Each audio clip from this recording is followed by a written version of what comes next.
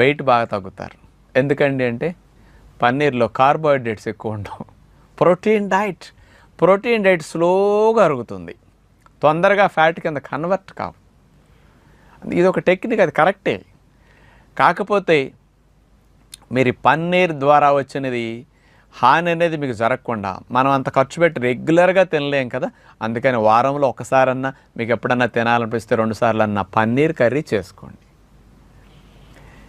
ఈ పన్నీర్ కర్రీ మీరు తిన్నా దాని ద్వారా మీకు కొలెస్ట్రాల్ ఎఫెక్ట్స్ కానీ, దాని ద్వారా మీకు మలబద్ధకం కానీ ఇలాంటివి ఏమీ రాకుండా క్లీన్ చేసుకోవాలంటే పన్నీర్ కర్రీతో పాటు మీరు ఒక ఆకుకూర ఏదన్నా పాలక్ ఫ్రై కానీ, లేకపోతే ఇంకొక ఆకుకూర ఫ్రై కానీ ఏదైనా పెట్టుకోండి. ఆకుకూర ఏదైనా వండుకోండి, లేకపోతే వెజిటబుల్ ఫ్రై కానీ, వెజిటబుల్ కూర కానీ అలా ఏదైనా పెట్టుకుని దాంతోపాటు అది తినేసాక, లేకపోతే ఇది ముందు తిన్నాక తర్వాత పన్నీర్ కర్రీ అయినా తినండి.